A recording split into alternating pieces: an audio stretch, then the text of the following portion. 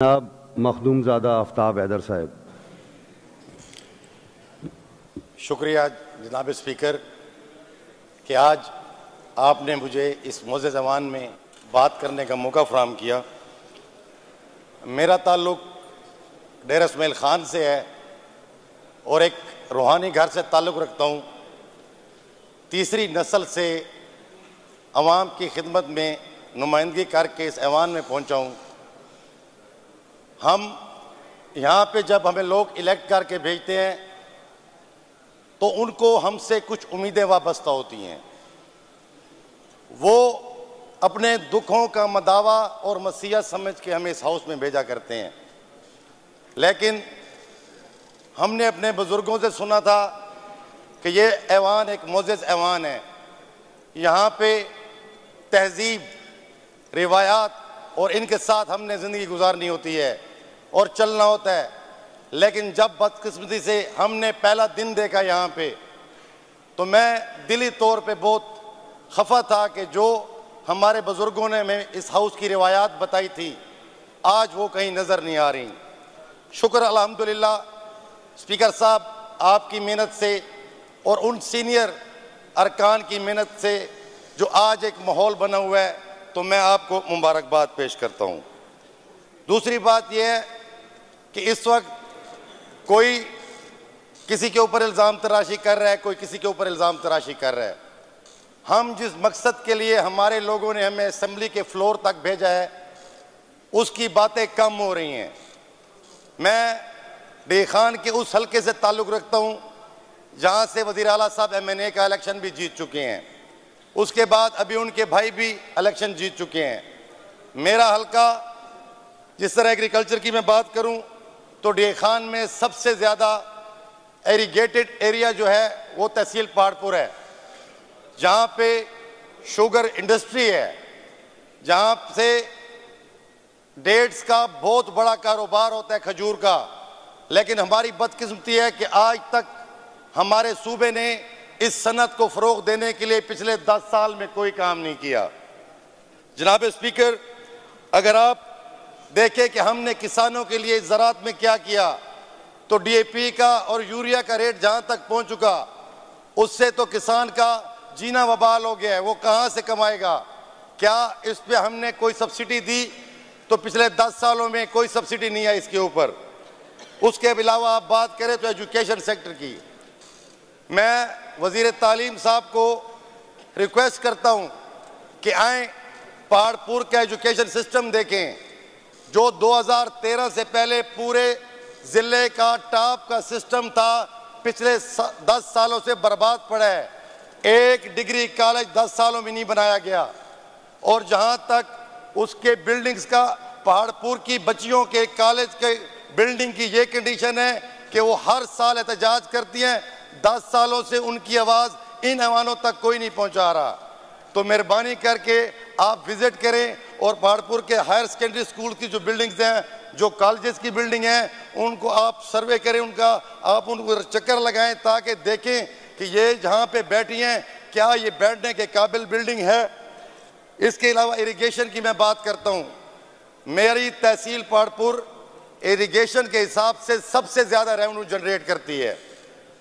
सबसे ज़्यादा रेवेन्यू वहाँ पे, जहाँ पे ड्रेन्स की कोई सफाई नहीं है, नहरों की कोई सफाई नहीं है, जिसके ऊपर उस इलाके में सैलाब आते हैं, नहरें और ड्रेन्स चौक हो जाते हैं और सारा पानी देही इलाकों में घुस जाता है। तो हम आपसे ये रिक्वेस्ट करते हैं कि इरिगेशन के ऊपर जितना पैसा आता है, हमें उसका हिसाब दिया जाए कि ड्रेन और नहरों की सफाई पे कितना पैसा खर्च होता है। इसके अलावा एक बहुत बड़ी सनत थी प्रॉपर्टी की। रेवेन्यू डिपार्टमेंट ने जब से 23% किया है, तो आपका रेवेन्यू कम हुआ है। लोग रजिस्ट्री की तरफ जा रहे हैं और इंतकालात बंद होकर रह गए हैं। आप मेहरबानी करके इस 23% को दोबारा 2% पे लेके आएँ, या 6% जो था उस पर उसको मुकर्रर करें। ये हमारी आपसे गुजारिश है। जहाँ तक हेल्थ की बात की जाती है, तो मैं आपको पहले बता चुका हूँ कि वज़ीर आला साहब वहाँ से MNA बन चुके हैं, और जब वो वज़ीर थे तो उस एरिया हल्के के MNA थे। आज पहाड़पुर हॉस्पिटल में आप देखें कि क्या हालात हैं। आपका ऑपरेशन थिएटर काम नहीं कर रहा, इतनी बड़ी तहसील में कोई ट्रामा सेंटर नहीं है। तो मेहरबानी करके वज़ीर सेहत साहब से कहें कि ज़रूर वहाँ का विज़िट करें और हमारी बातों पे आप बिल्कुल यकीन ना करें। आप आएँ, देखें कि क्या ये इलाके की ज़रूरत है, क्या इन लोगों का हक बनता है, क्या ये खैबर पख्तूनख्वा के लोग हैं या नहीं हैं, या इन्होंने कोई कुर्बानियाँ दी हैं अपने सूबे के लिए कि नहीं दी हैं। तो इसके अलावा हेल्थ कार्ड, मैं हमेशा कहता हूँ कि पीटीआई का एक अच्छा इक़दाम है हेल्थ कार्ड, हम इसको सराहते हैं, लेकिन जब भी कोई पॉलिसी बनती है पहली दफ़ा उसके नकाइस पता नहीं चलते। जब उसके नकाइस सामने आते हैं तो गवर्नमेंट का फ़र्ज़ होता है कि उसके नकाइस दूर किए जाएं। हेल्थ कार्ड एक अच्छा प्रोजेक्ट ज़रूर है, लेकिन प्राइवेट हॉस्पिटल जितने इससे कमा रहे हैं उसमें कोई ये नहीं बता रहा कि कितना उनको जा रहा है, और वो सरकारी अस्पताल डैमेज हो रहे हैं और प्राइवेट दिन ब दिन आगे होते जा रहे हैं। इसके अलावा रोड और मेंटेनेंस, जनाबे वाला हमें ये बताया जाए कि डी खान में 4 शुगर मिलें काम कर रही हैं, हमारा शुगर सेस में कितना पैसा हर साल गवर्नमेंट के ख़जाने में जाता है, और हमें ये भी बताया जाए कि उनमें वो पैसा डी खान में किस हद तक लग रहा है और कितना हमें उसमें शेयर दिया जा रहा है। इसके अलावा लॉ एंड ऑर्डर की सिचुएशन इस सूबे में आप सब लोगों के सामने है। हमारी पुलिस जो कुर्बानियां दे रही है वो किसी से ढकी छुपी नहीं है, लेकिन आप ये बताएं कि हम अपने सूबे की पुलिस को की तनख्वाहें कितनी दे रहे हैं। हम उनसे शहादत तो मांगते हैं, लेकिन उनके बच्चों के मुस्तकबिल के लिए हम क्या सोच रहे हैं। आपके पुलिस में जो गाजी हैं, जो उनको कुछ नहीं दिया जाता, तो मेहरबानी करके उनका अच्छा हो। दूसरी बात, आप काइंडली इसे समाप्त करें। 2 मिनट हम आए इसलिए हैं कि आप तक ये बातें पहुंचा सके, ठीक है। तो 190 लीटर आप दे रहे हैं महीने का एक गाड़ी को, तो एक गाड़ी 190 लीटर में कितना एरिया मार सकती है। तो काइंडली बजट में, मैं बजट की तरफ आ जाता हूँ, उस बजट में इनके फ्यूल का और गाड़ियों की मेंटेनेंस का भी कुछ कर दें, क्योंकि ये गाड़ियां और तेल इलाके के मशरान पे कर रहे हैं, गवर्नमेंट पे नहीं कर रही होती बाद में। दूसरी बात ये सर के पिछले 10 साल से पीटीआई की हुकूमत है, अब ये 11वां बजट आप लोग पेश कर रहे हैं। सिर्फ आखिरी बात ये करना चाहता हूँ, आपका ज़्यादा टाइम नहीं लेना चाहता, कि इन 11 बजट में आपने, इस गवर्नमेंट ने कितना लोन उठाया है, आगे कितना उठाना चाहते हैं, और वो पैसा आप लोगों ने कहाँ पे लगाया है, इसकी डिटेल भी असेंबली में फ्लोर पे दी जाए।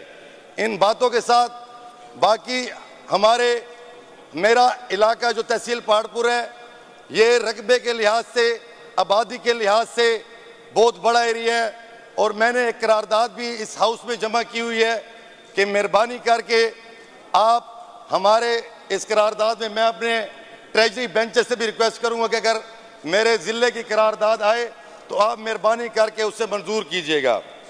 आखिर में सर मैं बात करना चाहता हूँ टीएमए के ऊपर। हमारी टीएमए के आज भी लोग एहतजाज पे बैठे हैं क्योंकि सैलरीज नहीं है, और हर 4-4, 5-5 महीने तक सैलरीज नहीं होती। और जो मेंबरान आपने बनाए थे, क्योंकि एक आप आइडियल बल्दियाती निज़ाम लाना चाह रहे थे, 2 साल हो गए उनके पास एक दस्तखत का इख्तियार भी नहीं है। तो काइंडली उनके हाल पे भी रहम करें, और जो नुमाइंदे लोगों के से इलेक्ट हो के आए हैं और तहसीलों में बैठे हैं, या मेंबर्स हैं या विलेज नाज़मीन हैं, उनके बारे में भी ज़रूर सोचा जाए। आखिर में मैं बात करूँगा पब्लिक हेल्थ की।